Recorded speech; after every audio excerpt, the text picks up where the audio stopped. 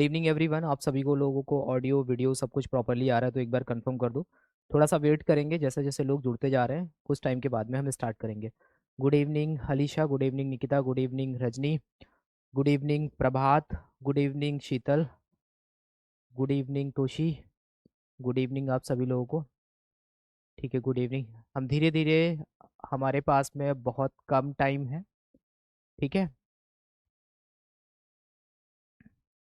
ISO and WTO के बारे में लास्ट में जब मैराथन मिलेगी तो उससे रिलेटेड जो चेयरपर्सन है या फिर कितने मेंबर्स होते हैं, और मेनली इनसे रिलेटेड कुछ इंपॉर्टेंट जो टर्म्स होते हैं जिनको लेकर के प्रीवियस ईयर पेपर्स में क्वेश्चन आए हैं, तो वो कोशिश करेंगे मैराथन में इंक्लूड कर दें।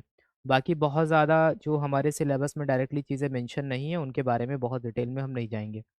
अभी जो क्लासेस चल रही हैं उसकी अपडेट भी 14 के बाद एक सेशन ले लीजिएगा प्लीज़। हाँ।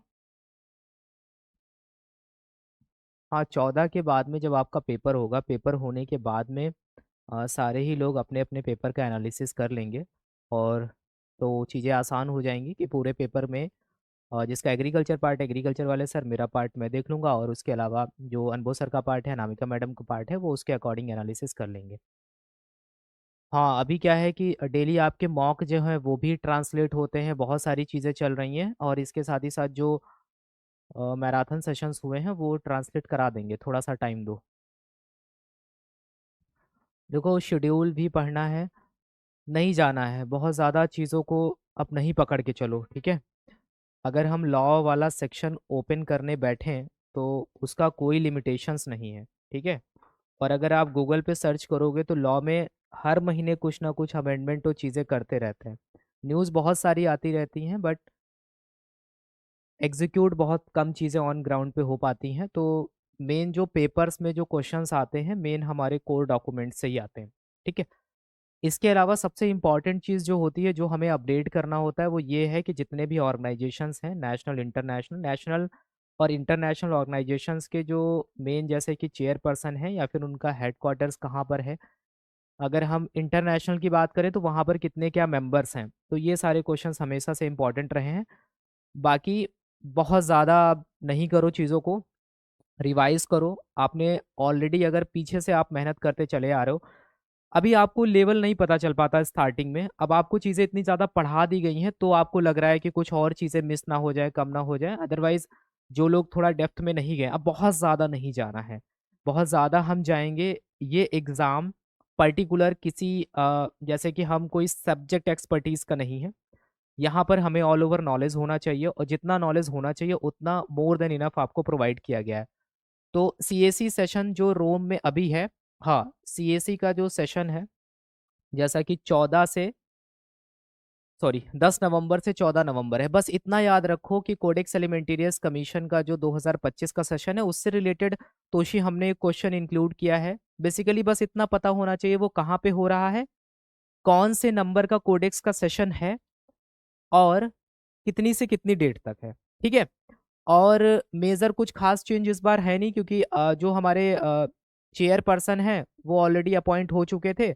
तो कभी कभी होता है जैसे चेयरपर्सन वगैरह में कुछ चेंजेस आ रहे हैं स्पेशल सेशंस में, तो वो हमारे लिए इंपॉर्टेंट हो जाते हैं। तो कुछ इंपॉर्टेंट चीज़ें हैं, इसको रिलेटेड हमने एक क्वेश्चन भी लिया हुआ है जो अभी इस साल का सीएसी का जो हमारा हुआ है उसको लेकर के अभी हम बात कर लेंगे, ठीक है। पेपर 2 से रिलेटेड करंट अफेयर का सेशन करवा दीजिए। करंट अफेयर के नाम पर यहाँ पर बहुत कुछ ज़्यादा होता नहीं है। करंट अफेयर के नाम पे जैसे कि आज के इस सेशन में सीएसी में जो भी करंट डेटा है वो इसमें इंक्लूडेड होगा, ठीक है। जो भी करंट डेटा है वो इसमें इंक्लूडेड होगा, बहुत ज़्यादा कुछ जाने की ज़रूरत नहीं है। जैसे कि आज हम इंटरनेशनल कोडेक्स एलिमेंटेरियस कमीशन पढ़ रहे हैं, इससे रिलेटेड जो भी डेटा अपडेट हुआ है वो सारा यहाँ पर है, आपके साथ में क्वेश्चंस रखे गए हैं जिससे आपको याद रहे, ठीक है। आईडीएफ भी पढ़ना है। इंटरनेशनल डेयरी फेडरेशन हमारे सिलेबस में तो नहीं है दिशा। आईडीएफ का मतलब इंटरनेशनल डेयरी फेडरेशन हमारे सिलेबस में नहीं है, लेकिन इंटरनेशनल डेयरी फेडरेशन का एक अपना रोल रहा है। रोल ये रहा है कि 1903 में, जैसे कि आपने बोला आईडीएफ के बारे में, 1903 में ये स्टैब्लिश हुआ था। बेसिकली इसके बारे में सबसे मेन इंपॉर्टेंट रोल ये है कि डेयरी को लेकर के इनका बहुत अच्छा खासा इंटरनेशनल लेवल पे रोल रहा है। मिल्क से रिलेटेड या फिर मिल्क या मिल्क से बनने वाले जो प्रोडक्ट्स हैं, स्पेशली डेयरी प्रोडक्ट्स में इसने इन्होंने बहुत सारे स्टैंडर्ड्स बनाए। अब वो स्टैंडर्ड्स बना करके इन्होंने एक तरीके से पहले WHO, ठीक है, या फिर FAO को हेल्प करी, अभी ये कोडेक्स एलिमेंटेरियस कमीशन को हेल्प कर रहे हैं। तो यहाँ पर अगर आपसे क्वेश्चन पूछा जाता है, ठीक है, कैटलिस्ट के तौर पे, अगर CAC के कैटलिस्ट के तौर पे कौन काम करता है, इंटरनेशनल डेयरी फेडरेशन काम करता है, बस इतनी चीजें याद रखना है, ठीक है। IDF पूरा पढ़ने की जरूरत नहीं है, उसमें कुछ इंपॉर्टेंट एग्रीकल्चर का करंट डेटा आपको सर ने ऑलरेडी बहुत ही अपडेटेड डेटा दिया है। अभी जितनी भी आपके डाउट सेशंस होते हैं उसमें सर आपको करंट डेटा दे देते हैं, जो भी इंपॉर्टेंट डेटा, जैसे कि अभी क्या है कि 25 का जो डेटा है वो इसके पहले साल भर में, जैसे एग्रीकल्चर वाले सर बताते हैं आपको, कई बार रिपोर्ट्स वगैरह आती है, एस्टिमेट्स आते हैं, चीजें आती हैं। तो जो भी इंपॉर्टेंट ऐसा होगा एग्जाम पॉइंट ऑफ व्यू से, वो आपको टेबल फॉर्म में उसके पहले दे दिया जाएगा, ठीक है, तो इतना परेशान नहीं होना है। सेक्शन 9 क्या है तारिका, आप ना एग्जैक्टली अपना क्वेश्चन बताओ क्या है, तो हम समझ पाएंगे। सेक्शन 9 तो पूरे लॉ में बहुत जगह सेक्शन 9 है, ठीक है। IDF एग्रीकल्चर में आ सकता है, इंटरनेशनल डेयरी फेडरेशन आएगा तो यूनिट 10 में बहुत थोड़ा सा भले पूछ ले, अदरवाइज IDF के बारे में बस ब्रीफ आइडिया ये रखो कि 1903 में स्टैब्लिश हुआ था, और डेयरी से बनने वाले, डेयरी या डेयरी प्रोडक्ट्स की अगर हम बात करें, यानी कि मिल्क या मिल्क से बनने वाले प्रोडक्ट, यानी कि डेयरी प्रोडक्ट्स की अगर बात करें, तो उनको लेकर के ये स्टैंडर्ड्स बनाने का काम करते हैं, ठीक है, इंटरनेशनल लेवल पे। IPPC एंड OI, ये देखो ये सब चीजें मैं पढ़ाता हूँ बेसिकली, FSSAI के एग्जाम में पढ़ाते हैं। जब हम WTO के बारे में पढ़ाते हैं तो यहाँ पर ये जो बेसिकली कमिटीज वगैरह हैं, तो इसमें IPPC और OIE बेसिकली दोनों में डिफरेंस ये है कि एक प्लांट को लेकर के है और एक एनिमल को लेकर के है। तो बहुत छोटे छोटे से टर्म्स होते हैं, बस उतना है, लेकिन हमारे सिलेबस में नहीं है। हम अगर खोलने जाएंगे FSSAI वाला सिलेबस तो एक बहुत डेप्थ में चली जाएंगी, ठीक है। फिर इतनी डेप्थ में चली जाएंगी कि आपका यूनिट 10 एक तरफ, बाकी 2-3 सब्जेक्ट एक तरफ, ठीक है, इतने बड़े बड़े डॉक्यूमेंट्स हैं उसमें। तो हमारे उसमें मेंशन तो है नहीं, तो देखना नहीं है हमें, ठीक है। बाकी जो मुझे लगेगा वो मैं ऐड कर दूंगा। MP का सस्टेनेबल डेवलपमेंट का डेटा प्रोवाइड करवा दीजिए, ठीक है, एग्रीकल्चर वाले सर से बोल देंगे, वो आपको दे देंगे जो। ठीक है, चलें स्टार्ट करें मैराथन क्लास। पता है आप लोगों में, और मैं बता दूं, जैसे पूछा था कि दूसरे बैच में आप वो चीजें देते हो, तो वहां से कितनी क्या चीजें आ जाती हैं। अब आपको बताएं कि मध्य प्रदेश और FSSAI के जो बैचेस रन होते हैं, तो फूड सेफ्टी ऑफिसर का जो ये वाला बैच है मध्य प्रदेश वाला, जिसमें आप लोग हो, और एक फूड सेफ्टी ऑफिसर का वो वाला बैच है जहां पर FSSAI होता है। FSSAI के जो स्टूडेंट्स होते हैं, आप उनके साथ कभी क्लास में बैठोगे तो आपको बहुत ह्यूज डिफरेंस देखने को मिलेगा, ठीक है। ये आपको पता चल जाएगा कि मतलब उनके साथ क्लास करते हैं तो एक बहुत मेजर डिफरेंस आपको देखने को मिलेगा। तो उनका लेवल ये कह सकते हो थोड़ा बहुत अच्छा खासा ऊपर होता है, छोटी छोटी चीजें नहीं करते वो लोग, ठीक है। क्वेश्चंस कुछ लगेंगे इजी हैं, लेकिन एग्जाम पॉइंट ऑफ व्यू से पिछली बार क्वेश्चंस आए थे, तो ऐसे क्वेश्चंस में कुछ छोटी मोटी गलतियां हुई थी कि हम वहां पर समझ नहीं पाते हैं कि हमें क्या आंसर करना चाहिए, ठीक है।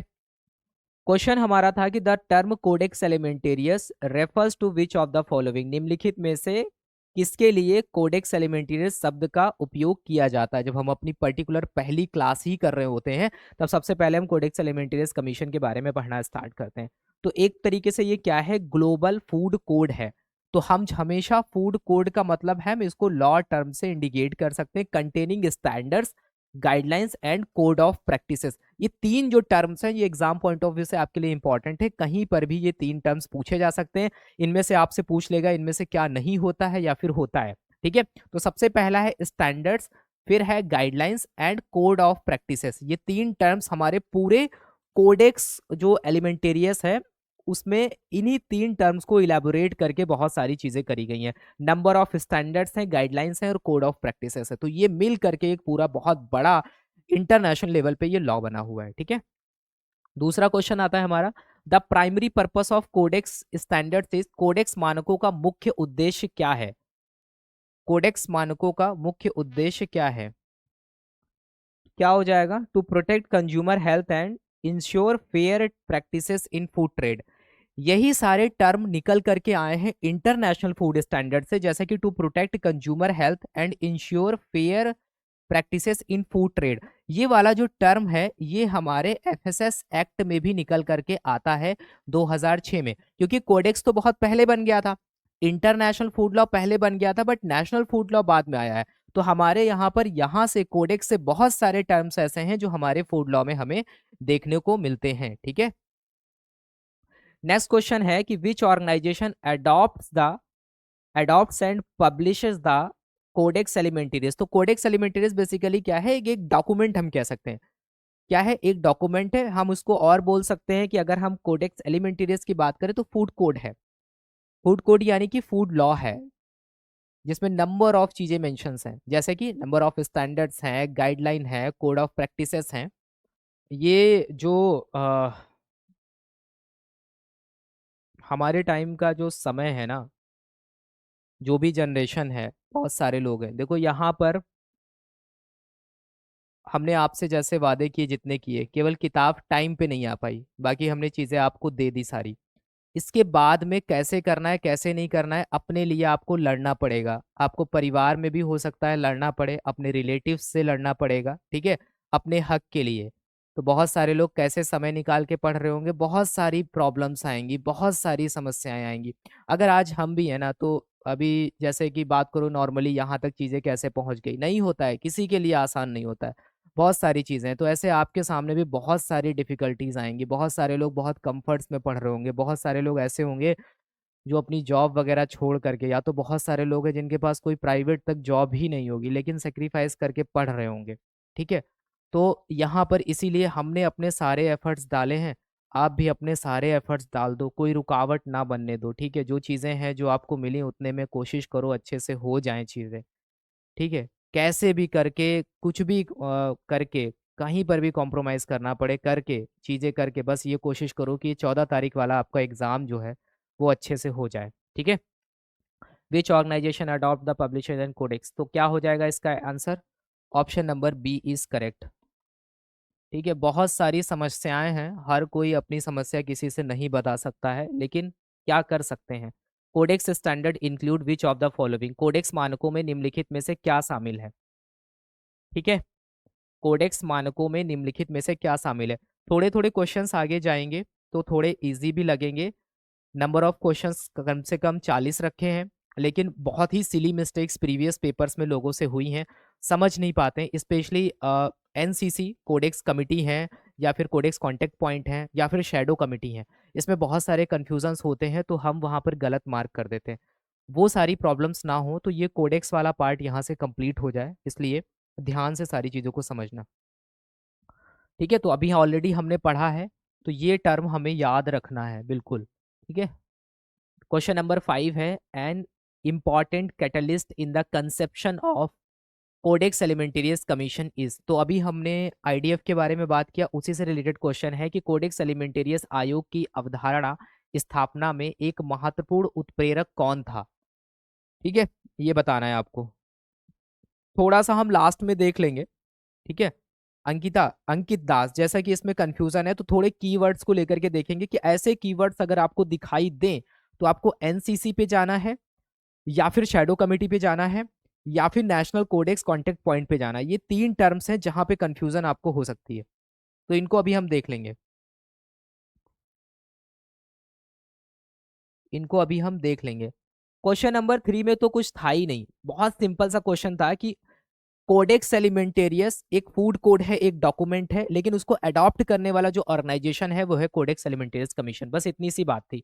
तो इंटरनेशनल डेयरी फेडरेशन यहाँ पर करेक्ट हो जाएगा हमारा 5 का। तो बहुत सारे लोग हैं जिन्होंने 5 का सी सही किया है, गलत हो जाएगा, इसीलिए इस क्वेश्चन को यहाँ पर रखा गया है। ध्यान रखना, ये क्वेश्चन अपने नोट्स में लिख लेना। ठीक है, यूनिट नंबर 5 जो है कल मिलेगी आपको। यूनिट नंबर 5 जो है कल अपलोड हो जाएगी आपके एप्लीकेशन पे। ठीक है, यूनिट नंबर 5 हीरा, वो मोस्टली प्रिपेयर्ड है ना, इसलिए कह रहा हूँ सर की क्लास 7 वाली अभी नहीं प्रिपेयर है। अब हम इसका क्या आंसर दें कि शुभम 1 मंथ में क्लियर, 1 मंथ मंथ में कैसे क्लियर करें। ठीक है, इसका मैं तो आपको क्या आंसर दूं। ठीक है, इसके लिए बहुत सारी चीजें देखनी होंगी। आपका बैकग्राउंड क्या है, आपका क्वालिफिकेशन क्या है, आपका लर्निंग स्किल कैसा है, कैसे आप चीज़ों को कैच करते हो, कितना कितना टाइम लगता है। एग्रीकल्चर, हाँ, एग्रीकल्चर का 5 यूनिट ऐड हो गई है, सॉरी, हाँ आज 5 बजे ऐड हो गई है, अभी अभी बताया मुझे ना आपकी, हाँ ऐड हो गई है, यूनिट 5 अपलोडेड है, अपलोडेड है, अपलोडेड है। ठीक है, देख लेना, मुझे शायद पता नहीं था, तभी मैंने बोला नहीं हुई होगी तो कल करा देंगे, अभी तो आज ऐड हो गई है। ठीक है, तो इंटरनेशनल डेयरी फेडरेशन यहाँ पे करेक्ट होगा। अगर हम इंटरनेशनल डेयरी फेडरेशन की बात करें तो ये 1903 में स्टैब्लिश हुआ था। ठीक है, 1903 में स्टैब्लिश हुआ था इंटरनेशनल डेयरी फेडरेशन। ठीक है, अब इसका अगर हेड क्वार्टर्स की बात अगर करें तो कहाँ पर है, बेल्जियम में है। कहाँ पर है, बेल्जियम में। ठीक, ठीक है, तो उसके बेसिस पे हम डिसाइड कर सकते हैं शुभम, जैसा कि आप किसी का क्या बैकग्राउंड है, कोई एग्रीकल्चर से, तो कितना क्या टाइम लगेगा, आपने प्रीवियसली अगर ऐसा कोई एग्जाम देखा है, तो वो सारी चीजें प्लान करके एक कैंडिडेट अपने अकॉर्डिंग अपनी एक स्ट्रैटेजी बना सकता है कि हाँ भाई मुझे इन इन टॉपिक्स पे ज्यादा टाइम देना है, तो फिर उससे एक आइडिया लग सकता है। ठीक है, एफएसएसएआई 2022 पेपर 1 क्लियर है। ठीक है, इसका मतलब एफएसएसएआई पेपर 1 क्लियर है, तो ठीक है। तो मेरे हिसाब से आपको एग्रीकल्चर पे ज्यादा मेहनत करनी है, तो अगर आप 1 महीना दे दें तो मेरे हिसाब से पेपर क्लियर हो सकता है। अगर जो पार्ट ए है उस पर थोड़ी मेहनत कर लें तो मेरे हिसाब से पेपर क्लियर हो सकता है। अभी सुबह मुझे क्लियर हो गया है कि अब मैं कह सकता हूँ कि हाँ ठीक है, अब आप अगर 1 महीना दोगे तो टाइम है, आप पेपर को क्लियर कर सकते हो। करना क्या है, हमारे मैराथन सेशंस अटेंड करो, मॉक टेस्ट लगाओ, यूनिट वाइज टेस्ट लगाओ, टाइम मिले तो आप क्विज हमारे सारे सॉल्व कर लो, उसके बाद में नोट्स रीडिंग कर लो। आप वीडियोस नहीं भी देख सकते हो तो मुझे इतना भरोसा है कि आप कर सकते हो। एग्रीकल्चर पे थोड़ा समय देना पड़ेगा आपको, बट जितना भी टाइम है उतना देना है, बट बाकी सब्जेक्ट्स को भी आपको पढ़ना चाहिए एक बार, तो मुझे लगता है आप कर सकते हैं।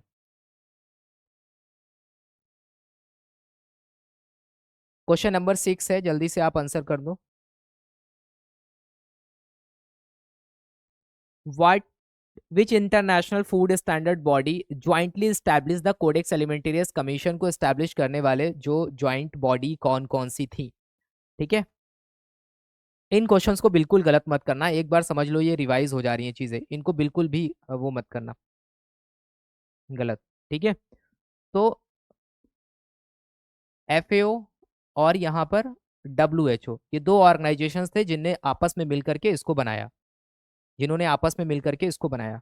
क्वेश्चन नंबर 7 है कि which of the following is a key objective of India's national codex contact point. NCCP का आपसे ऑब्जेक्टिव पूछा है, यहां थोड़ा ध्यान देना पड़ेगा आपको। ठीक है, यहाँ पे थोड़ा सा ध्यान देना पड़ेगा, 40 क्वेश्चन के आसपास है निकिता, 40 क्वेश्चन के आसपास है। यहाँ पे थोड़ा सा ध्यान देना पड़ेगा, क्वेश्चन को ध्यान से समझ के करना। कि हमसे पूछ रहा है कि जो नेशनल कोडेक्स कांटेक्ट पॉइंट है, एनसीसीपी है, इसको लेकर के पूछ रहा है कि प्रमुख उद्देश्य यानी कि की ऑब्जेक्टिव क्या है। To establish procedure for forming national view point of codex issues, to conduct food safety inspection across India, या फिर to impose penalties for violation of codex standard, to approve and finalise codex standard on behalf of codex commission. ठीक है, इसमें कोई confusion नहीं होना चाहिए। ये जब ऐसे क्वेश्चंस जब आप 3 4 5 देखोगे तो थोड़ी बहुत कंफ्यूजन हो सकती है, लेकिन क्लियर रहना चाहिए। नोट्स में आपके एक एक लाइन लिखी हुई है। ठीक है, तो यहां पर हमारा करेक्ट आंसर क्या हो जाएगा, करेक्ट आंसर हमारा ऑप्शन नंबर ए हो जाएगा, ऑप्शन नंबर ए हो जाएगा, ऑप्शन नंबर ए हमारा यहाँ पर करेक्ट हो जाएगा। तो establish procedure for forming national view point for on codex issues, तो कोडेक्स से रिलेटेड या फिर इंटरनेशनल लेवल पे जितने भी इश्यूज होते हैं, तो हमें अपनी कंट्री में देखना होता है कि भाई हमारी ज्योग्राफी क्या है, हमारा कल्चर क्या है, हमारे यहाँ पर जो डिफरेंट टाइप ऑफ फूड्स हैं जो कंज्यूम किए जाते हैं, उसको ध्यान में रखते हुए हम यहाँ पर सारी एनालिसिस करते हैं। तो यहाँ पर procedure for forming national view point on codex, codex issues ना होता लेकिन कोडेक्स से रिलेटेड कोई भी पॉइंट्स हैं, तो वहां पर हमें एक नेशनल व्यू पॉइंट चाहिए होगा कि इंडिया का व्यू पॉइंट यहाँ पर क्या कहता है। ठीक है, अंकित डी वाला तो नहीं होगा, to approve and finalise codex standard on behalf of codex commission. जो यहाँ पर जो चीजें इन्वॉल्व होंगी जब आप आगे जाओगे, तो यहाँ पर बेसिकली एनसीसी का बड़ा काम आएगा।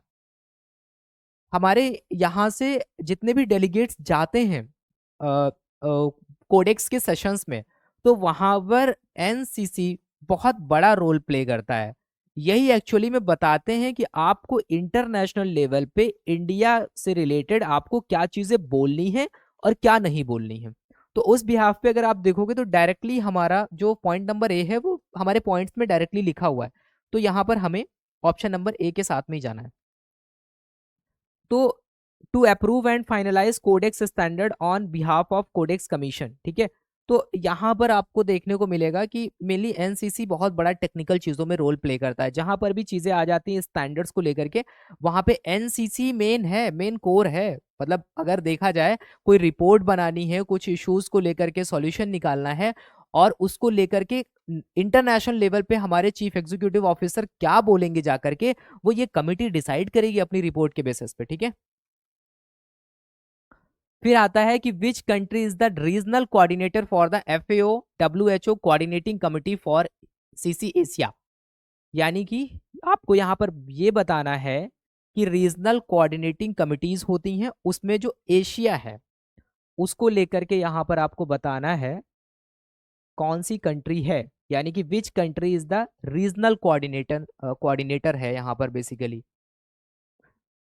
इस क्वेश्चन को हम इंपॉर्टेंट में मार्क करेंगे, इस क्वेश्चन को हम इंपॉर्टेंट में मार्क करेंगे, उसके बाद में इससे रिलेटेड कुछ पॉइंट डिस्कस करेंगे। इस क्वेश्चन को हम इंपॉर्टेंट में मार्क करेंगे और इससे रिलेटेड हम चीजें करेंगे, ठीक है। ठीक है, ठीक है, इसको हम इंपॉर्टेंट में मार्क करेंगे। क्यों मार्क करेंगे अभी देखेंगे।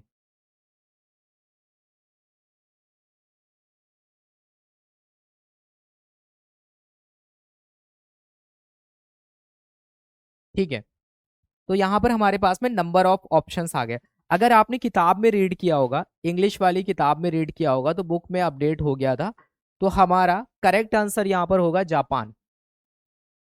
ये अभी रिसेंट में अपडेट हुआ है, ठीक है। ठीक है, रिसेंट में यहाँ पर अपडेट हुआ है। तो रिसेंट में यहाँ पर ये अपडेट हुआ है। पहले, सबसे पहले अभी एफएसएसएआई की वेबसाइट पे हम जाएंगे तो हमें इंडिया देखने को मिलता है। इंडिया के बाद में लगभग 2022 के आसपास, 21-22 के आसपास में चाइना हो गया था। बट अभी 2025 का एंड होते होते, ठीक है, हमारा यहाँ पर क्या है, Japan is the correct answer. ठीक है, तो इसको आप अपनी कॉपी में कहीं पर भी नोट डाउन कर लो कि जापान जो है एट प्रेजेंट रीजनल कोऑर्डिनेटर है, ठीक है। ये आपको याद रखना है। तो यहाँ पर हमें एक करंट अफेयर से रिलेटेड जो चीजें मिली तो वो हमने यहाँ पर देख ली, ठीक है। कोई बात नहीं, चाइना आपने पढ़ा था क्योंकि पढ़ाया था, तो चीजें चेंज हुई। तो अभी अपकमिंग डेज में जितने भी आपके लाइव डाउट सेशंस होंगे, उन लाइव डाउट सेशन में चाहे एग्रीकल्चर वाले सर लें चाहे कोई भी ले, वो सारा अपडेटेड डेटा ही होगा, ठीक है। चेंज कब हुआ एग्जैक्ट डेट तो नहीं, बट ये शायद सितंबर या अक्टूबर के आसपास के उससे पहले की बात है, ठीक है। बस इसको नोट डाउन कर लेना है कि ये इसको आपको देख लेना है।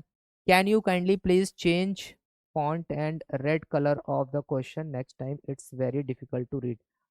अच्छा, मुझे लगा कि मतलब तो क्या कलर रख सकते हैं, मुझे लगा कि थोड़ा सा डिफ्रेंशिएट करने के लिए रेड थोड़ा ज़्यादा हाईलाइट होता है।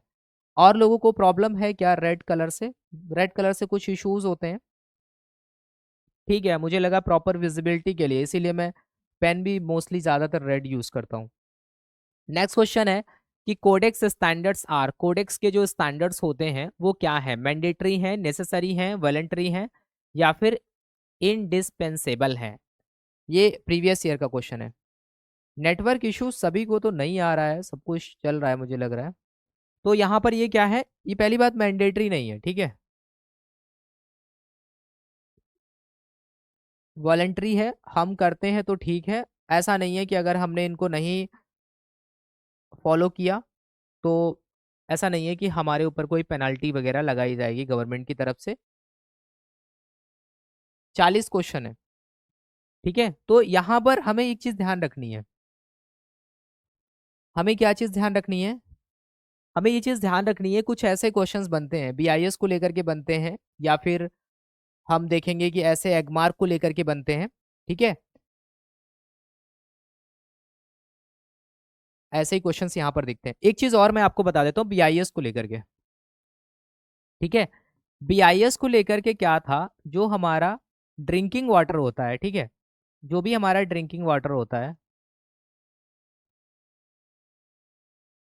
इसको लेकर के जो बीआईएस स्टैंडर्ड से, ध्यान से सुनना, बीआईएस स्टैंडर्ड से अगर हम वहीं जाते हैं 2021 से पहले,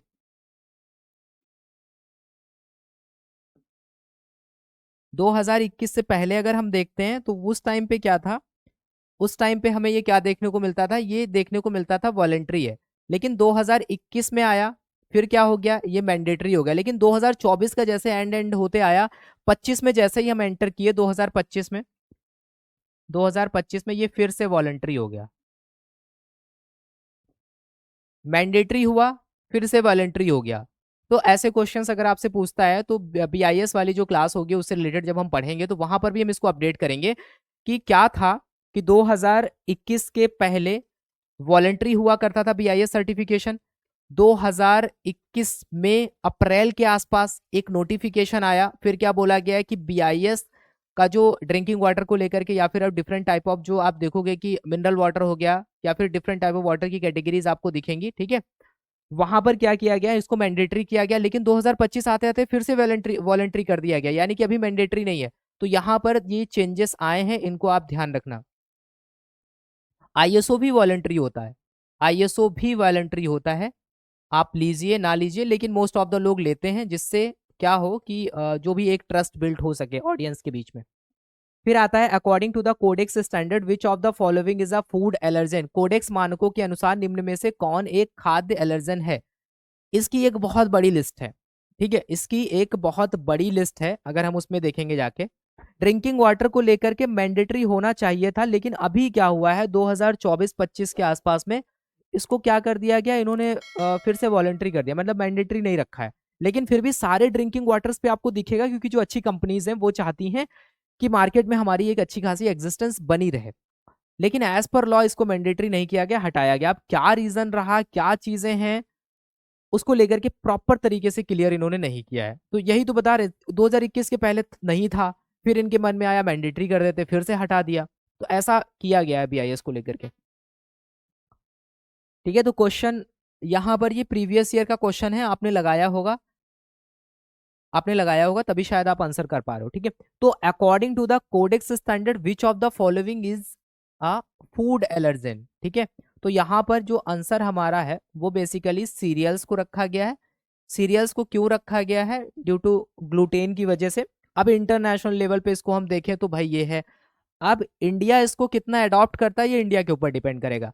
हम इंटरनेशनल स्टैंडर्ड्स जितने भी होते हैं, हम कहीं पर भी इस चीजों से बाइंड नहीं है कि कोडेक्स ने जो स्टैंडर्ड्स बनाए हैं as it is standards India उनको फॉलो करेगा। भले ही इंडिया इसका मेंबर है, लेकिन हम इसके लिए बाइंडेड नहीं है। हम स्टैंडर्ड्स फॉलो करते हैं अपनी क्वालिटी को और अच्छा करने के लिए, लेकिन इंडिया इसके लिए बाइंड नहीं है कि फॉर एग्जाम्पल एडिटिव को लेकर के, या फिर किसी भी आर्टिकल ऑफ फूड को लेकर के अगर कोडेक्स ने कोई स्टैंडर्ड्स बनाए हैं तो एज इट इज इंडिया उनको फॉलो करेगा ही करेगा, नहीं करेगा इंडिया, ठीक है।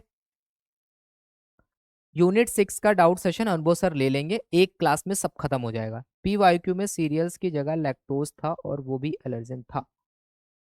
हाँ ठीक है।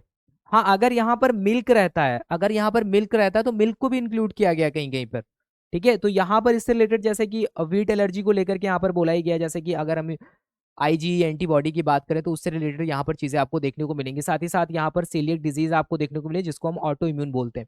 तो इसमें क्या होगा, ग्लूटेन कॉज करता है immune system to attack the body's own small intestine, ठीक है। तो यहाँ पर ये सारी प्रॉब्लम्स होती हैं, इन सारी चीजों को देखते हुए इसको यहाँ पर क्या किया गया है, एलर्जन कंसिडर किया गया। नेक्स्ट क्वेश्चन हम और देखते हैं, इससे रिलेटेड एक और है कि according to the codex standard which of the following food item is hypersensitive major food allergen, ठीक है।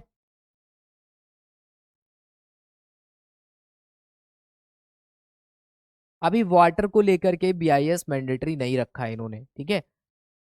अब एग्जैक्टली जो बीआईएस में क्या क्या चेंजेस हुए ड्रिंकिंग वाटर को लेकर के क्या है, वो जब हम बीआईएस वाली क्लास करेंगे तो वहां पे हम डिस्कस कर लेंगे, ठीक है। अभी हम उस पर बहुत ज्यादा नहीं जाएंगे।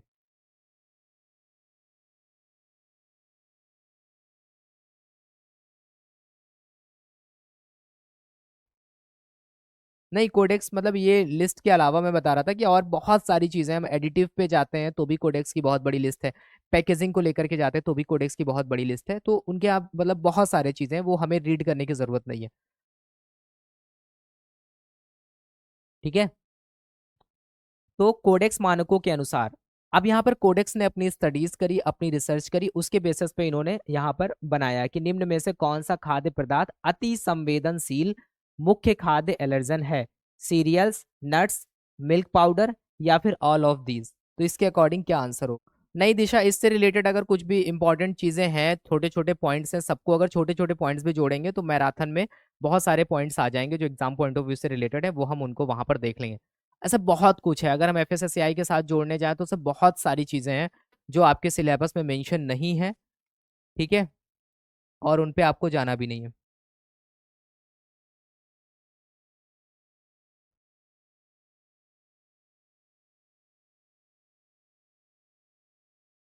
ठीक है, अरे फिर कहते हैं कमेंट नहीं देखा। ठीक है, तो यहाँ पर क्या हो जाएगा?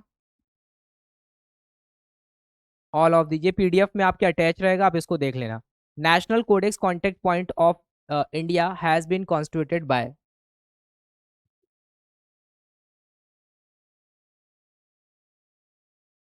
नहीं, फिर वो तो है, या फिर मैं कमेंट ना देखूं, आपको पढ़ाते चले जाएं। आंसर करो इसका जल्दी। ठीक है, तो 12 का आंसर क्या होगा हमारा? Option number A is correct. ठीक है, नेशनल कोडेक्स कॉन्टेक्ट पॉइंट, जो कि आप उसको एफएसएसएआई बोल सकते हो, तो वही एक्चुअल में सारी रिस्पॉन्सिबिलिटी लेता है। उसके बाद में the European Union join the Codex Alimentarius Commission in the year. European Union ने इसको कब ज्वाइन किया था? ठीक है, ये भी इंपॉर्टेंट क्वेश्चन कह सकते हैं कि एक दो बार पेपर्स में प्रीवियसली पूछा गया है। तो 2003 में ज्वाइन किया था। 2003 में यूरोपियन यूनियन ने कोडेक्स की सदस्यता ली थी। ठीक है, नेक्स्ट क्वेश्चन है कि इंडिया ने कोडेक्स एलिमेंटेरियस कमीशन को कब ज्वाइन किया था? तो 1964 में। ठीक है, बस याद करने वाली चीजें। Host country for the codex committee on spices and culinary herbs is codex committee on spices and culinary herbs की मेजबान देश कौन सा है? यानी कि होस्ट कंट्री के बारे में आपसे पूछ रहा है, इनमें से आपको बताना है कौन है host country for codex committee on spices and culinary herbs. ठीक है, इंडिया है। ठीक है, तो इसको लेकर के हम ये कह सकते हैं, जैसे कि सीसी एशिया था, बीच में कई बार बदला, लेकिन ये नहीं बदला है। मोस्टली काफी टाइम से आपको ये देखने को मिलेगा इंडिया ही है। उसके बाद में ये एक अपडेटेड लिस्ट है। ठीक है, 2025 के अकॉर्डिंग लेटेस्ट है। ठीक है, तो यहां पर आप देखोगे कि जैसे कि अगर होस्ट कंट्री की बात करें तो यहां पर जैसे कि चेंज आया था। ठीक है, सीसी लैक में भी शायद चेंज आया था, सीसी एनई में भी चेंज आया था। तो ये सारा लेटेस्ट अपडेटेड है, ये आपके पीडीएफ में अटैच रहेगा, तो इसको आप देख लेना एक बार। ठीक है, तो जो भी हमारी कमिटीज़ हैं, इंपॉर्टेंट कोडेक्स कमिटीज़ हैं यहाँ पर, जैसे कि कोडेक्स जनरल कमिटीज़ हैं, तो वो वहाँ पर लगभग आपको 10 देखने को मिलेंगी।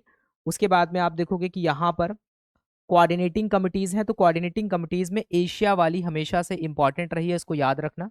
दूसरा यहाँ पर अफ्रीका है, तीसरा यहाँ पर यूरोप है। ठीक है, हाँ बिल्कुल। अब इसमें जूम कहाँ से, अच्छा ये आपके पीडीएफ में अटैच रहेगा, इसको आप देख लेना। ठीक है,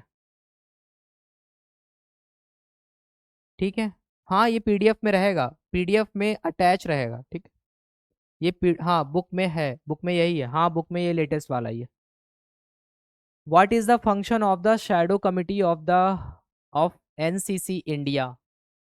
national codex committee India, Bharat के एनसीसी की शैडो कमिटी का कार्य क्या है? पीडीएफ में भी अटैच रहेगा और आपकी बुक में भी ऑलरेडी गया है, जो भी बुक है। नहीं, ऑल कमिटीज याद करने की जरूरत नहीं है, उसमें सबसे इम्पोर्टेंट तो ये रहता है कि जैसे कि कलनरी हब्स को लेकर के, और कोऑर्डिनेटिंग कमिटी फॉर एशिया को लेकर के, ठीक है। और इसके अलावा जैसे कि pesticide residue, veterinary drug residue को लेकर के जो काम कर रहे हैं उनको आपको देख लेना है। ऐसे कुछ गिने चुने इंपॉर्टेंट देख लेना है कि कौन कौन से हैं। बाकी सारे बहुत ज़्यादा हैं, उनको आप याद नहीं कर पाओगे। जो इम्पोर्टेंट है वो दो ही तीन है जिनसे क्वेश्चंस प्रीवियसली आए हैं और आगे भी आने के चांसेस हैं। तो यहाँ पर हमारा क्या हो जाएगा, ऑप्शन नंबर 1 और 2 दोनों करेक्ट हैं, तो उस हिसाब से हम ऑप्शन नंबर सी के साथ जा सकते हैं, ठीक है। यानी कि to advise the NCCP NCC on the implication of the various food standardization, food quality and safety issues. इसके अलावा टू फॉलो द कोडेक्स का agenda of the relevant subsidiary bodies and the provide input to the government to assist in the insuring quality and safety of the food to the consumer. तो जब आपने देखा होगा कि तीन चीजें हैं यहाँ पर, national codex contact point for, ये जो पर्टिकुलरली हम कोडेक्स से रिलेटेड जितने भी कन्वर्सेशंस वगैरह होते हैं वो बेसिकली यहीं से होते हैं। तो एनसीसीपी बेसिकली आज के टाइम पे अगर हम बोले तो वो एफएसएसएआई ही है, ठीक है, एफएसएसएआई ही है। अब एफएसएसएआई ने क्या किया कि भाई पर्टिकुलरली कोडेक्स को लेकर के इंटरनेशनल स्टैंडर्ड्स पे अगर हमें बात करनी है तो हमारे पास में ऐसी कोई कोर कमिटी होनी चाहिए। जैसे कि एफएसएसएआई ने central advisory committee, scientific panel, scientific committee, ऐसे नंबर ऑफ कमिटीज का गठन किया। लेकिन वहीं एक स्पेशल, अगर हमें कोडेक्स एलिमेंटेरियस कमीशन से रिलेटेड इंटरनेशनल स्टैंडर्ड्स को लेकर के डिस्कशन करना हो, उनसे रिलेटेड इश्यूज के बारे में बात करनी हो, तो हमें उसके लिए भी एक एक्सपर्ट कमिटी चाहिए। उसी एक्सपर्ट कमिटी को नाम दिया गया national codex committee. National codex committee का नाम दिया गया, ठीक है। तो नेशनल कोडेक्स कमिटी जितने भी टेक्निकल इश्यूज होते हैं या फिर टेक्निकल एडवाइस होती है वो यहाँ पर देते हैं, ठीक है। और जल्दी जल्दी हम आगे बढ़ते हैं क्योंकि हम अभी 17 नंबर पे ही पहुंचे हैं। Which of the following has the authority to make decision on the codex standard. Codex मानकों पर निर्णय लेने का अधिकार किसके पास में है? International organization with observer status, या फिर मेंबर कंट्रीज के पास में है, या फिर फूड मैन्युफैक्चरर्स के पास में, या फिर वर्ल्ड ट्रेड ऑर्गेनाइजेशन के पास में, किसके पास में है? शैडो कमिटी किसके अंडर काम करती है, किसके अंडर वर्क करती है? तो हम ये कह सकते हैं कि वो एफएसएसएआई के अंडर में वर्क करती है, और इसके ऊपर नेशनल कोडेक्स कमिटी भी कंट्रोल रहता है, ठीक है। तो दोनों के ही अंडर में आती है, हम ये कह सकते हैं। 17 का बी, ठीक है। तो मोस्ट ऑफ द लोग जो हैं वो सही आंसर कर रहे हैं। तो यहाँ पर मेंबर कंट्रीज जो है वो यहाँ पर एक तरीके से क्या कर सकते हैं, अगर कोई भी डिसीजन लेना है तो वही यहाँ पर डिसाइड करेंगी जो मेंबर कंट्रीज होंगी, ठीक है। ऑब्जर्वर के पास में ये स्टेटस होता नहीं है। Codex Alimentarius Commission was established in किस पर्टिकुलर ईयर में एस्टैब्लिश हुआ था? ठीक है। तो क्वेश्चन नंबर 18 में देखो हमें बेसिकली 1963 के साथ जाना है, लेकिन अगर हमारे एग्जाम में 1963 हमारे ऑप्शन में नहीं दिया है तो हमें 1962 के साथ में जाना होगा। ये चीज ध्यान रखना, अगर हमारे पेपर में प्रीवियसली ऐसा हो चुका है, साउथ के पेपर में अगर हम देखें, शायद वो तमिलनाडु का पेपर था, तो यहाँ पर अगर 1963 नहीं दिया है तो हम 1962 के साथ में जाएंगे और वो हमारा वैलिड माना जाएगा, ठीक है। नेक्स्ट क्वेश्चन है कि what is the headquarters location of Codex Alimentarius commission. Codex Alimentarius commission का मुख्यालय कहाँ है? रोम में है। और रोम में ही किसका हेडक्वार्टर है? रोम में किसका हेडक्वार्टर है? इसके अलावा रोम में किसका हेडक्वार्टर है? इसके अलावा रोम में किसका हेडक्वार्टर है? Question number 19, codex Alimentarius commission का हेडक्वार्टर रोम में है, इसके अलावा रोम में किसका हेडक्वार्टर है जो इसी से रिलेटेड है? एफएओ का। तो एफएओ का जो हेडक्वार्टर है वो रोम में है, डब्ल्यूएचओ का जिनेवा में है, ठीक है। तो यहाँ पर एफएओ का भी हेडक्वार्टर है, वही तो दोनों कंट्रोल करते हैं इसको, कोडेक्स एलिमेंटेरियस कमीशन को। Who is the current chairperson of the codex Alimentarius commission. Codex Alimentarius Commission के वर्तमान अध्यक्ष कौन है? ठीक है, तो कौन है? एलन अजगेले, ठीक है। इसके पहले कौन थे? स्टीव वियरने थे, स्टीव वियरने के बाद में ये बने हैं, ठीक है। ठीक। उसके बाद में total number of codex members, कितने मेंबर्स हैं, कोडेक्स के संख्या कितनी है एट प्रेजेंट अगर हम देखें 2025 में। ठीक है, तो इनके नंबर्स में कोई भी बहुत ज्यादा अभी चेंज कुछ नहीं आया है, तो अभी भी 189 मेंबर्स हैं। इन 189 मेंबर्स में यूरोपियन यूनियन इंक्लूडेड है। ठीक है, हाँ 189 में यूरोपियन यूनियन इंक्लूडेड है। उसके बाद में which of the following is the most recent member to join Codex Alimentarius commission. Codex Alimentarius Commission को अभी किसने, मतलब मोस्ट रिसेंट मेंबर कौन है जिसने ज्वाइन किया है। यूरोपियन यूनियन ने 2003 में ज्वाइन किया। ठीक है, उसके बाद में 189 हो गए, तब से अभी तक कोई भी चेंज नहीं आया है, मतलब कोई ऐसा किसी यूनियन ने नहीं दोबारा से ज्वाइन किया है। ठीक है, तो हमारे सामने जो लेटेस्ट मेंबर हैं वो यही हैं, और ये भाई साहब भी 2018 में आए हैं। ठीक है,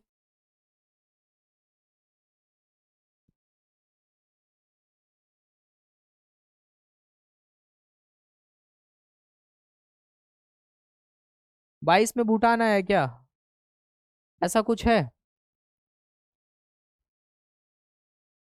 2018 के बाद भी कोई आया है क्या।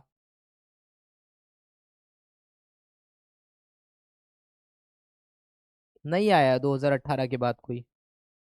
उसके बाद में observer status in Codex Alimentarius Commission allow observers to, Codex Alimentarius Commission में ऑब्जर्वर स्टेटस में प्रेक्षकों को क्या करने की अनुमति मिलती है। कोडेक्स एलिमेंटेरियस कमीशन में ऑब्जर्वर स्टेटस से प्रेक्षकों को क्या करने की अनुमति मिलती है, यानी कि observer status in the codex Alimentarius Commission allow observers to, observers को बेसिकली यहाँ पर किस चीज की परमिशन है, जो सेशंस वगैरह होते हैं उसको लेकर के। ठीक है, तो यहां पर बेसिकली हमारा करेक्ट आंसर क्या हो जाएगा कि attend meeting and provide views during standard setting stages, बैठकों में भाग लेना और मानक निर्माण के चरणों में अपने विचार प्रस्तुत करना, बस इतना सा है। बट यहाँ पर ये क्या नहीं कर सकते हैं, यहाँ पर ये कोई डिसीजंस नहीं ले सकते हैं, अटेंड कर सकते हैं और अपने सजेशंस दे सकते हैं, अपने सजेशंस केवल दे सकते हैं, बट यहाँ पर कोई डिसीजंस नहीं ले सकते हैं। डिसीजन मेकिंग का जो काम है वो मेंबर्स का है। क्वेश्चन नंबर 24 है कि which among the following correctly represent the composition of codex observers. थोड़ा सा इसको थोड़ा सा डिटेल में बनाया है, ये वाले क्वेश्चंस का आंसर आप करो कि जो ऑब्जर्वर हैं एट प्रेजेंट कितने हैं वो आपको पता होना चाहिए, और इसके साथ ही साथ उसमें इंटर गवर्नमेंटल ऑर्गेनाइजेशंस कितने हैं, नॉन गवर्नमेंटल ऑर्गेनाइजेशंस कितने हैं, और यूएन का नंबर, यूएन से कितने हैं यहाँ पर। ठीक है, और इसके अलावा या फिर लास्ट वाला ऑप्शन करेक्ट होगा। तो एट प्रेजेंट अगर अब अभी अगर हम देखें तो ऑब्जर्वर की अगर हम बात करें, कोडेक्स ऑब्जर्वर की, तो कितने हैं, 241 हैं। ठीक है, अब 241 में हमें इसका आंसर कैसे मिलेगा, हमें ये भी पता होना चाहिए उसमें कितने नॉन गवर्नमेंटल हैं और कितने यहाँ पर इंटर गवर्नमेंटल ऑर्गेनाइजेशंस हैं। तो इसके अकॉर्डिंग अगर हम जाएंगे तो हमारा ऑप्शन नंबर, जैसे कि मोस्ट ऑफ द लोग डी सी, ठीक है 242, अभी एट प्रेजेंट अगर हम देखेंगे तो 241 मेंबर हैं। इन 241 मेंबर्स में अगर हम देखें तो 58 यहाँ पर हमारे सामने है इंटर गवर्नमेंटल ऑर्गेनाइजेशन, 167 है नॉन गवर्नमेंटल ऑर्गेनाइजेशन, और 16 यहाँ पर यूएन है। तो आपको जनरली देखने को मिलेगा जो यूएन वाले 16 हैं वो जनरली इतनी जल्दी चेंज नहीं होते हैं। थोड़े बहुत जो चेंजेस दिखेंगे वो शायद हो सकता है एनजीओ में दिखें या फिर आईजीओ में आपको देखने को मिलेंगे। ठीक है, ठीक है, एक बार कंफर्म कर लेते हैं अभी के टाइम पे कितना है।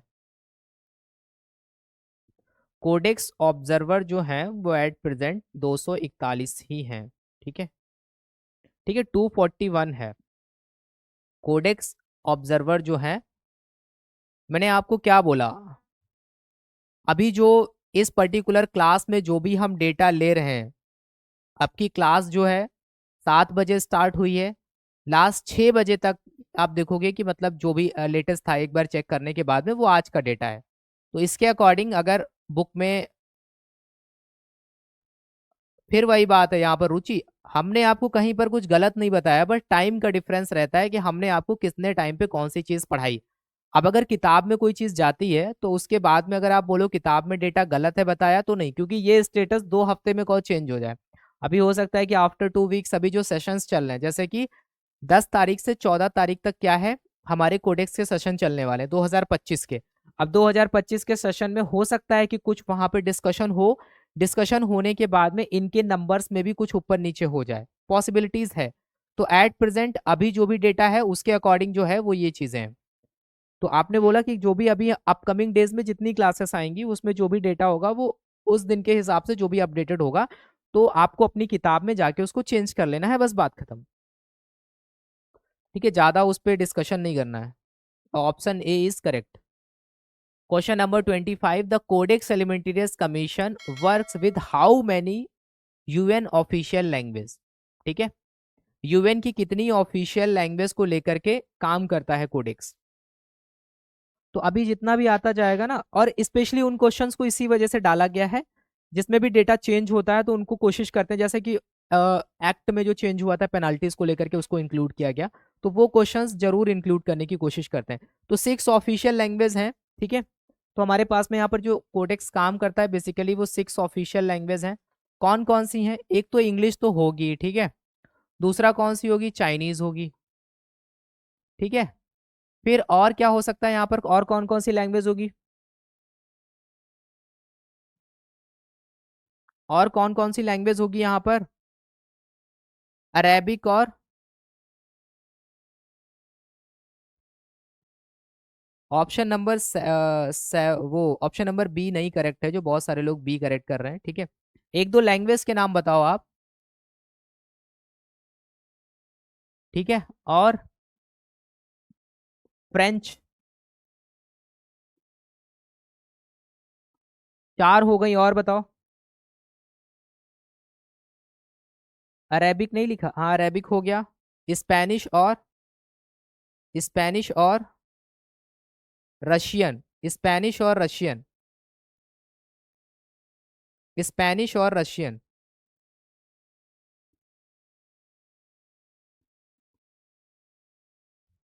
आप लोग क्या बता रहे हैं, नहीं नहीं नहीं, हिंदी नहीं है, उर्दू नहीं है, इसीलिए ध्यान देना। हिंदी उर्दू इन सब भाषाओं को नहीं रखा गया है, हमारे लिए सिर्फ एक भाषा है वहां पर। हमारे लिए सिर्फ एक भाषा है वहां पर, वो इंग्लिश ही है और कुछ नहीं है। आप लोग बोलते हो कि हमें एक वो हिंदी में, तो आप देखो कि जहाँ पर हमारे फूड के जो इंटरनेशनल लेवल पे सेशंस होते हैं वहाँ पर हिंदी लैंग्वेज ही नहीं है। तो यहाँ पर टोटल 6 लैंग्वेज है, इंग्लिश है, चाइनीज है, अरेबिक है, फ्रेंच है, रशियन है, स्पेनिश है। और हमारे जो भी कन्वर्सेशंस बेसिकली वहाँ पर होते हैं तो हमारे एंड से जो भी हैं वो सब इंग्लिश में ही होते हैं, हिंदी उर्दू कुछ नहीं है। ठीक है, उसके बाद में आता है कि when and where was the first Codex Alimentarius Commission session held. तो कोडेक्स एलिमेंटेरियस कमीशन का पहला सेशन कब हुआ था, इसके बारे में आपको बताना है। कोडेक्स एलिमेंटेरियस कमीशन का पहला सेशन कब हुआ था, इसके बारे में आपको बताना है। Question number 26। ठीक है, तो ये बहुत आसानी से आपको याद रहेगा क्योंकि 1963 में तो इस्टेब्लिश हुआ है, तो सबसे पहला सेशन हम ये कह सकते हैं तभी होगा। अब यहाँ पर एफएओ का हेडक्वार्टर जो है वहीं पर बेसिकली हुआ है। ठीक है, डब्ल्यूएचओ के हेडक्वार्टर में तो हुआ नहीं है क्योंकि 1 साल बाद तो उसी साल हो गया था सेशन हमारा।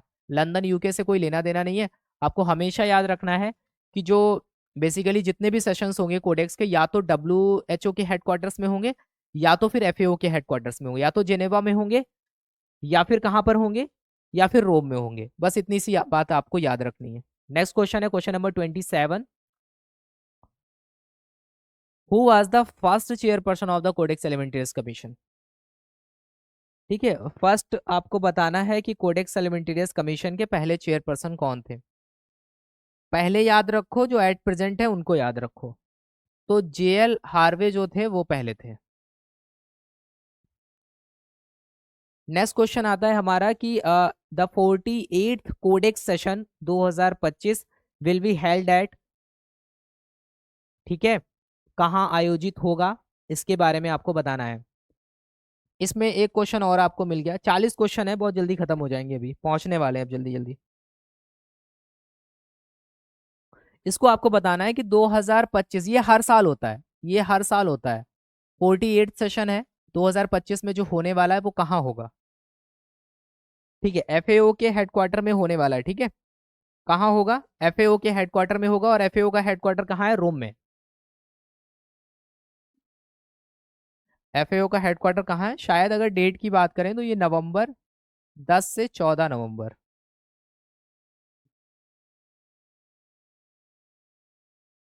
ये जो 2025 में ये जो सेशन होने वाला है, ये स्टार्ट शायद हमारा 10 नवंबर से होगा और 14 नवंबर तक होगा। अब इसमें ये लोग थोड़ी बहुत बातचीत करेंगे और हो सकता है कि थोड़े बहुत चेंजेस आए। थोड़े बहुत चेंजेस कैसे आए? ऑब्जर्वर स्टेटस को लेकर के कुछ चेंज करें। नहीं, हर साल प्रेसिडेंट चेंज नहीं, हर साल चेंज नहीं होते हैं, चेयरपर्सन वगैरह चेंज नहीं होते हैं। नहीं, चेंज नहीं होते, हर साल चेंज नहीं होते।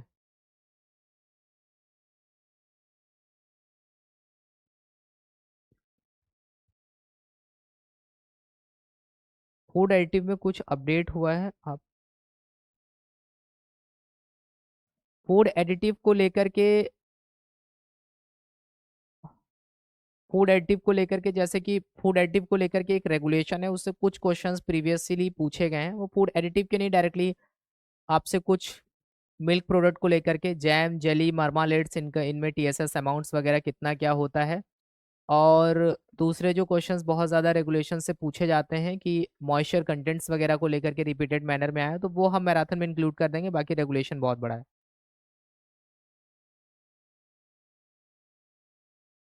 नहीं, ये कोडेक्स के हेड का इससे कोई लेना देना नहीं है। 5 ईयर के लिए कोई लेना देना नहीं है कि वो 5 ईयर तक रहेंगे, ऐसा कुछ नहीं है। जनरली आपको 3 ईयर्स में देखने को मिलेगा। ठीक है, री अपॉइंट्स भी हो सकते हैं, जनरली 3 ईयर्स में देखने को मिलेगा। फर्स्ट एंड, हाँ, अभी जो इस साल जो होने वाला है वो 48th सेशन है। ठीक है, कोडेक्स का। और हर साल ये नवंबर अक्टूबर के आसपास ही होता है, नवंबर अक्टूबर के आसपास ही होता है।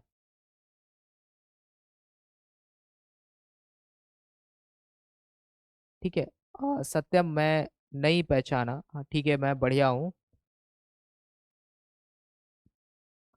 ये यहीं पर होते हैं जनरली, जैसे रोम में हुआ है तो इसके पहले वाला भी शायद रोम या जेनेवा में ही हुआ होगा। दो ही जगह पे प्लेसेस में होते हैं जो भी सेशंस होते हैं।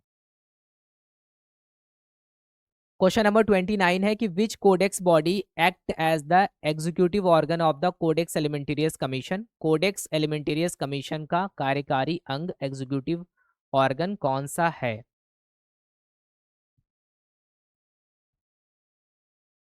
हाँ, हर साल होता है ये सेशन, हर साल होते हैं और अक्टूबर नवंबर के आसपास ही होते हैं। ठीक है, और जनरली ऐसे ही रहता है, बहुत रेयरली कुछ हो जाए तो अलग बात है। अगर एक रोम में हुआ है तो दूसरा जेनेवा में कोशिश रहती है, जेनेवा के बाद में फिर रोम में होता है। और कुछ ऐसे चीजें हो जाएं तो हो सकता है कि सेम रिपीटेड मैनर में भी सेम प्लेस पे हो सकता है। Executive committee. ठीक है, नेक्स्ट क्वेश्चन है कि the executive committee includes representation from the how many geographical regions? इसका आंसर आपको करना है। क्वेश्चन नंबर 30 में आपको ये बताना है, जो एग्जीक्यूटिव कमिटी है हमारी, वहां पर ज्योग्राफिकल रीजन्स की अगर हम बात करें तो रिप्रेजेंटेशंस हमें कहाँ कहाँ से देखने को मिलेगा। ठीक है, तो हमारा यहाँ पर 7 जो है वो करेक्ट आंसर हो जाएगा। कोई बता पाएगा थोड़ा बहुत? अगर आप बताओ कि कहाँ कहाँ से है।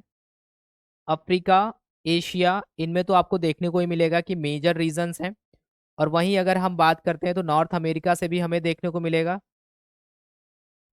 ठीक है, good. Africa, Europe, Latin America, south Pacific, north east.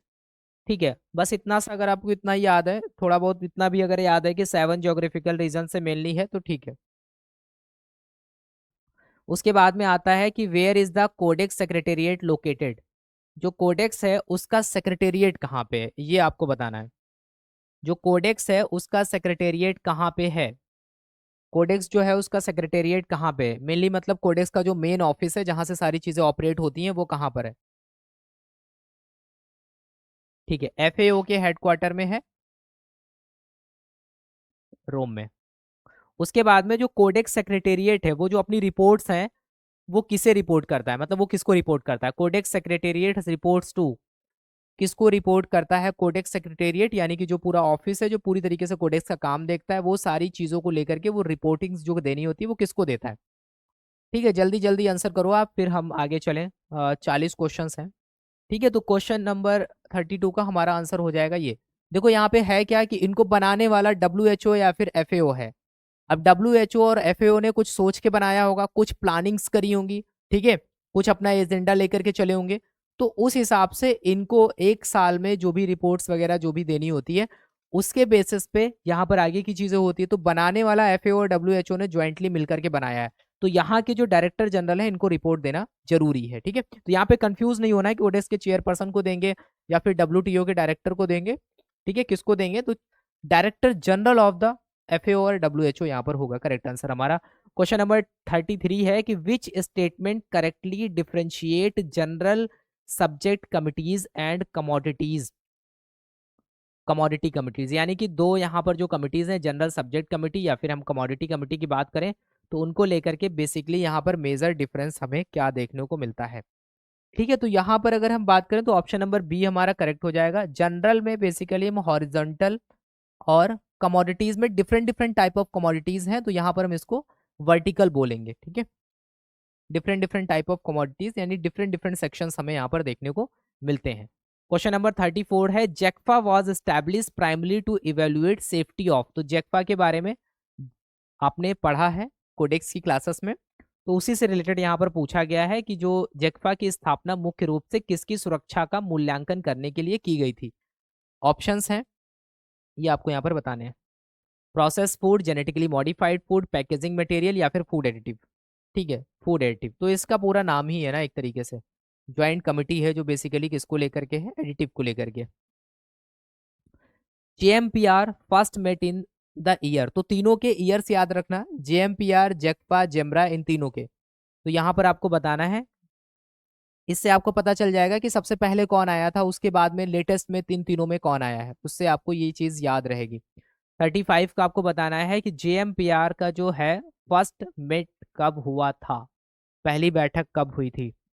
ठीक है, तो मोस्टली ऑप्शन नंबर बी हमारा जो है वो करेक्ट होगा, 1963। इन तीनों के ईयर नोट डाउन करके याद कर लेना। नेक्स्ट क्वेश्चन आता है कि where is the codex India national codex contact point located. NCCP की लोकेशन के बारे में पूछ रहा है आपसे। ठीक है, तो बहुत सिंपल सा है, FSSAI यहाँ पर करेक्ट हो जाएगा। तो FSSAI का जो हेडक्वार्टर्स है वहीं पर अभी ये सिचुएटेड है। जब FSSAI नहीं था तो उसके पहले, अच्छा सत्यम एग्री जर्नी, ठीक है जहाँ, बढ़िया बढ़िया, मैं बढ़िया हूँ। ठीक है, हाँ तो पहले तो नहीं था बट बाद में यहाँ पर क्या हुआ, जैसे ही FSSAI सेटअप हुआ बन करके तैयार हुआ, तो 2008 में FSSAI बन गया था, 2011 में वो प्रॉपर तरीके से उसका एस्टेब्लिशमेंट हम मान सकते हैं। तो 2008 में जैसे ही ये ऑफिस वगैरह बन करके तैयार हुआ FDA भवन में, तो ये जो NCCP है ये भी वहीं पे शिफ्ट हो गया। Question number 37, in which year was the national codex contact point established in India. National codex contact point जो है उसको कब एस्टेब्लिश किया गया था, किस ईयर में? नहीं, ये जो आप अंकिता आपका जो आंसर क्वेश्चन है कोडेक्स जोन है, इसको मैं नहीं समझा। ठीक है, यहाँ पर भी देखो कई कई सारे लोगों को कंफ्यूजन है। तो यहाँ पर क्वेश्चन ध्यान से समझो, पूछ क्या रहा है हमसे, कह रहा है कि in which year was the national codex contact point established in India. Bharat में नेशनल कोडेक्स कॉन्टेक्ट पॉइंट किस वर्ष स्थापित किया गया था? तो अगर आपसे ये पूछा जाए कि जो ये जो NCCP है, क्या ये FSSAI से पहले नहीं था? था, उससे पहले भी था, कन्वर्सेशन होता था, लेकिन मिनिस्ट्री ऑफ फूड प्रोसेसिंग के अंडर में था। उसके बाद में जब FSSAI बना तो FSSAI में आ गया, तो पहले था ना। तो 1971 हमारा यहाँ पर करेक्ट होगा। अपनी कॉपी में या फिर जहां पर भी आप पढ़ रहे हो इसको नोट डाउन कर लेना। 1964 में इंडिया कोडेक्स का मेंबर बना था। ठीक है, 1964 में इंडिया कोडेक्स का मेंबर बना था। ठीक है, 1963 में कोडेक्स का एस्टेब्लिशमेंट हुआ था। 1971 में नेशनल कोडेक्स कॉन्टैक्ट पॉइंट बनाया गया था। 2008 में जैसे ही एफएसएसएआई बन करके तैयार हुआ, नेशनल कोडेक्स कॉन्टैक्ट पॉइंट को एफएसएसएआई में ही कर दिया गया इंक्लूड। ठीक है, उसके बाद में आता है कि NCCP was shifted to FSSAI in which year. बहुत बेसिक सा क्वेश्चन है, इसको जल्दी से आंसर कर दो। ठीक है, ये पहले डिस्कस हो गया, तो यहाँ पर इसी से रिलेटेड कोई कंफ्यूजन ना हो तभी इस क्वेश्चन को रखा गया है कि किस ईयर में इसको शिफ्ट किया गया था। 2008 में किया गया था। अब आप गलत नहीं करना। क्वेश्चन नंबर 39 है कि NCCP coordinate codex related activities with. NCCP codex से संबंधित गतिविधियों का समन्वय किसके साथ करता है? ओनली एफएओ के साथ में करता है, या फिर डब्ल्यूएचओ के साथ करता है, या फिर नेशनल कोडेक्स कमिटी के साथ में एंड शैडो कमिटी के साथ में करता है, या फिर एफएसएसएआई की जो फूड लैब्स हैं उनके साथ में करता है? इसका आपको आंसर करना है। Question number 39। तो यहां पर हमारा करेक्ट आंसर यही होगा, national codex committee and shadow committee, क्योंकि इन दोनों को बनाया ही एफएसएसएआई ने इसीलिए है। ठीक है, तो यहाँ पर जो भी इससे रिलेटेड जो भी एक्टिविटीज वगैरह होंगी उनका discussion national codex committee and shadow committee के साथ में किया जाएगा। ठीक है, ऑप्शन नंबर डी हमारा करेक्ट नहीं होगा। क्वेश्चन नंबर 40 है कि the national codex contact point of India is responsible for maintaining liaison with the Codex Alimentarius Commission, which organization currently serve as NCCP India? Bharat का national codex contact point codex Alimentarius commission से समन्वय बनाए रखने के लिए जिम्मेदार है। NCCP Bharat के रूप में वर्तमान में कौन सा संगठन कार्य करता है? ठीक है, तो अभी क्या हुआ है, सब कुछ चेंज हो चुका है। हमारे पास में एफएसएसएआई एक ऐसा ऑर्गेनाइजेशन बन करके तैयार हो गया है। नेशनल लेवल पे जितनी भी चीजें होती हैं, डे टू डे जितनी एक्टिविटीज होती हैं, या फिर पूरा फूड सेफ्टी इकोसिस्टम होता है, उसको कंट्रोल कौन करता है? एफएसएसएआई करता है। तो सारा रेगुलेशन एफएसएसएआई के हाथ में है। और यही एफएसएसएआई बाहर जाकर के आपने देखा होगा चीफ एग्जीक्यूटिव ऑफिसर जाते भी हैं सेशंस वगैरह में। और ये भी डिसाइड कौन करता है? एनसीसी डिसाइड करता है, नेशनल कोडेक्स कमेटी डिसाइड करती है। यानी कि वहां पर पूरी रिपोर्ट तैयार होती है कि हमारे इंडिया की तरफ से कौन आने वाला है सेशन में हमारी कंट्री को रिप्रेजेंट करने के लिए। एक और क्वेश्चन है, NCCP India act as a link between which of the following? NCCP Bharat निम्न में से किनके बीच लिंक का कार्य करता है? लास्ट में हम थोड़ा सा एक कीवर्ड्स वाला देखेंगे कि एनसीसीपी और एनसीसी और शैडो कमेटी को लेकर के कोई कंफ्यूजन ना हो। पेपर में 4 ऑप्शंस होंगे, हमें गलत नहीं करना है अगर इससे रिलेटेड क्वेश्चन आता है। तो प्रीवियसली जनरली फंक्शंस या फिर कोर फंक्शंस या रिस्पॉन्सिबिलिटीज के बारे में पूछता है। तो यहाँ पर हमारा आंसर क्या हो जाएगा कि कोडेक्स सेक्रेटेरिएट। ठीक है, codex secretariat, national codex committee and shadow committee. ठीक है, ये तीनों आपको क्या दिखेंगे? आपस में लिंक दिखेंगे। National codex contact point, codex secretariat, national codex committee and shadow committee. ठीक है, तो ये हमारा यहाँ पर करेक्ट हो जाएगा। क्वेश्चन नंबर 42 है, शायद ये लास्ट क्वेश्चन है कि which of the following is the responsibility of NCC? निम्नलिखित में से कौन सा कार्य राष्ट्रीय कोडेक्स समिति की जिम्मेदारी है? रेस्पॉन्सिबिलिटी पूछ रहा है। रेस्पॉन्सिबिलिटी ऑफ द एनसीसी आपसे यहाँ पर पूछ रहा है, ठीक से पढ़ के आपको तब आंसर करना है। ठीक है, तो क्वेश्चन नंबर 42 का जो हमारा करेक्ट आंसर है, ठीक है, आप लोगों ने बढ़िया से पढ़ाई करी है, यानी कि तभी आपको कोई भी कंफ्यूजन नहीं हो रहा है। To cooperate with the joint FAO और डब्ल्यूएचओ का जो ज्वाइंट प्रोग्राम होगा, यानी कि वही हमारा कोडेक्स एलिमेंटेरियस कमीशन का प्रोग्राम होगा।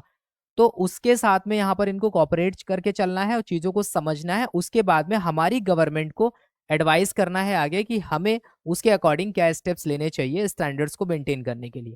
ठीक है, तो यहाँ पर एमसीक्यू एग्जाम में जब एमसीक्यू पूछे जाएंगे आपसे, तो basically if question include link, lesson मतलब होता है कि बीच में किसी दो लोगों के बीच में communication, communication contact point, then answer हमारा क्या होगा? एनसीसीपी। एनसीसीपी का जो ईयर है 2008 दिया है प्रैक्टिस क्वेश्चन में। ठीक है, वो क्वेश्चन जो होगा ना, अगर ये पूछा जाएगा कि कब शिफ्ट हुआ एफएसएसएआई के साथ में, कब मर्ज हुआ, कब ऐसा हुआ, तब 2008 है। अगर कोई एफएसएसएआई की बात नहीं हो रही या फिर एट प्रेजेंट बात नहीं हो रही है कि कब शिफ्ट हुआ या ऐसा कुछ है, तब वहां पे 1971। तो दोनों के क्वेश्चन में डिफरेंस है। ठीक है, अगर कोई लिंक की बात कर रहा है कि कैसे लिंक बैठाने की बात हो रही है कोडेक्स के साथ में और हमारी कंट्री के बीच में अगर कोई कम्युनिकेशन लेजन की बात हो रही है, ठीक है, आपस में कम्युनिकेशन की बात हो रही है, कॉन्टेक्ट पॉइंट की बात हो रही है, हमारा आंसर हमेशा एनसीसीपी की तरफ जाएगा। लेकिन if question include the national position, government advice, जब गवर्नमेंट एडवाइस अगर ये टर्म आ जाता है तो हम यहाँ पर एनसीसी की तरफ चले जाएंगे। ठीक है, तो नेशनल जो हमारी कोडेक्स कमिटी है वो हमारी government including state government, central government को एडवाइस करते हैं different international food related, standard related जो इश्यूज होते हैं उस पर एडवाइस देते हैं। ठीक है, क्योंकि इनकी एक्सपर्टीज इसी पे। Next, if question include technical subject work, expert, drafting detail, then हमारा आंसर होगा शैडो कमिटी। अब हुआ क्या है कि national codex contact point FSSAI है, उसने अपना काम हैंडओवर किया कि भाई जितना भी साइंटिफिक एडवाइस, साइंटिफिक डेटा, इन सब चीजों को लेकर के एडवाइस करना है, इसके लिए हम एक कमिटी बना रहे हैं जिसका नाम है नेशनल कोडेक्स कमिटी। अब नेशनल कोडेक्स कमिटी को भी ये समझ में आया कि नहीं भाई, हम सारे एरियाज को लेकर के नहीं बैठ सकते, यानी कि डिफरेंट टाइप ऑफ अगर फूड कम्युनिटी कमोडिटीज हैं तो different type of food commodities के इश्यूज को रिजॉल्व करने के लिए हमें एक डिफरेंट स्पेसिफिक टीम चाहिए। तो उस डिफरेंट स्पेसिफिक जो टीम है जहां पर एक पर्टिकुलर टेक्निकल वर्क असाइन किया गया है उसको हम बोलेंगे यहां पर शैडो कमिटी।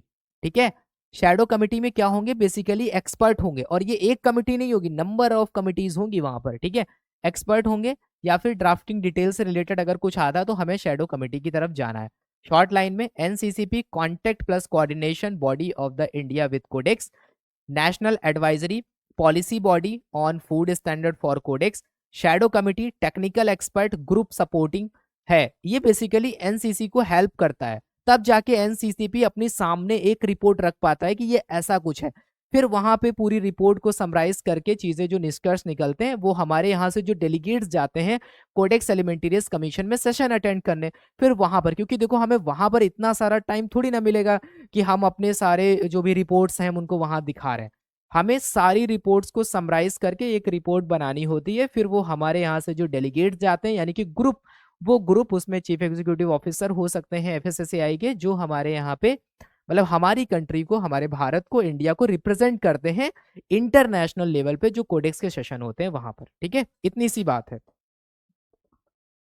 यूनिट 10 में केवल यही कंफ्यूजन थी, क्लियर हो गई। ठीक है, ठीक है, आप अपनी नंबर ऑफ जो कंफ्यूजन्स हैं, जैसे कि पिछली क्लास में था लॉ वाले में एनसीसी और ये कोडेक्स को लेकर के था, तो ये यहाँ पर क्लियर हो गया। ऐसे कुछ और पॉइंट्स हैं जो आपको बहुत ज़्यादा कंफ्यूजन क्रिएट करते हैं, तो उनको कोशिश करेंगे कि हम ऐसे कीवर्ड्स पॉइंट्स में आगे आपके साथ में ला पाएँ।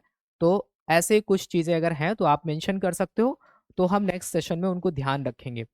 यूनिट 10 के सारे लेक्चर्स नहीं देखते हैं तो क्या मैराथन देखने से इनफ होगा? हाँ बिल्कुल, मैराथन में हम कोशिश करेंगे। मैराथन में होता क्या है कि हम आपको वो डीप लर्निंग, वो कॉन्सेप्ट लर्निंग सोचने के लिए जो आप एक एक टॉपिक के बारे में सोचते हो स्पेशली लॉ में, वो शायद डेवलप कर पाना थोड़ा मुश्किल होता है।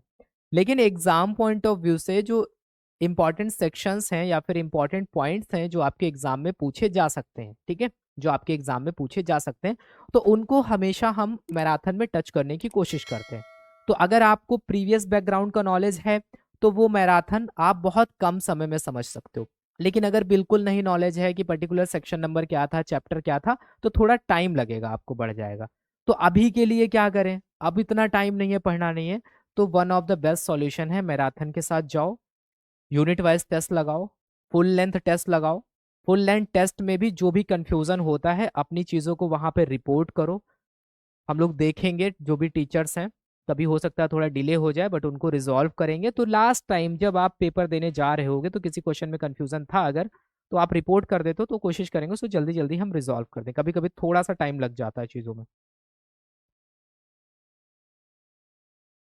सिलेबस कंप्लीट नहीं हुआ है तो मैराथन में सब कुछ रहेगा, लेकिन वही है कि उसमें बहुत डिटेल में नहीं रहेगा, लेकिन एग्जाम पॉइंट ऑफ व्यू से इंपॉर्टेंट रहेगा। प्रीवियसली जितने भी एग्जाम्स हुए हैं, अगर झारखंड की बात करें तो मैक्सिमम क्वेश्चन मैराथन से आए थे। ठीक है, लेकिन वही मैराथन से मैक्सिमम क्वेश्चन आ जाते हैं, फिर कुछ क्वेश्चंस ऐसे होते हैं जो टफ लेवल के होते हैं, जिसके कॉन्सेप्ट अच्छे होते हैं तो वो कर पाता है। तो फाइनल स्कोर डिपेंड करता है कि कितना अच्छा आप लास्ट टाइम स्कोर कर रहे हो।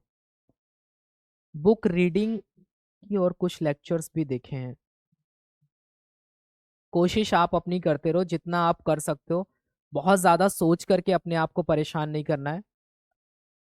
2-3 मिनट अगर बात करें तो इसके बारे में अगर हम बात करें, देखो लास्ट टाइम एग्ज़ाम से पहले आपको अपने आप को मोटिवेशन के साथ-साथ में ना हेल्दी रखना बहुत ज़रूरी है, और बहुत अननेसेसरी चीज़ें माइंड में नहीं आनी चाहिए। जैसे कि इतने सारे लोग दे रहे हैं, क्या मेरा होगा?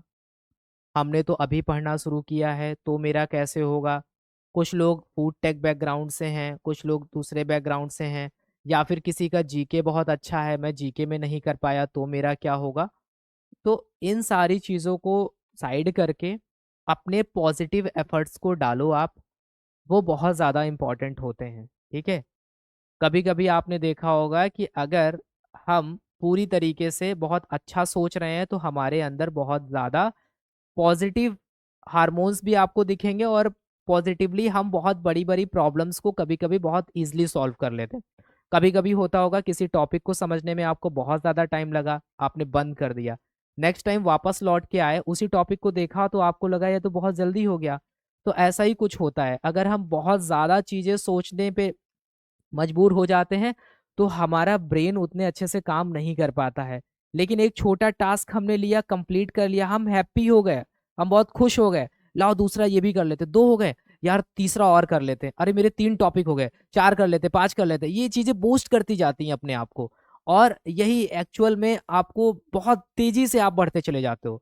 तो थोड़ा-थोड़ा, थोड़ा-थोड़ा जैसे आपको लगे यार 5 दिन में मैंने इतना कर लिया है, अभी थोड़ा और पढ़ लेता हूँ, थोड़ा और पढ़ लेता हूँ।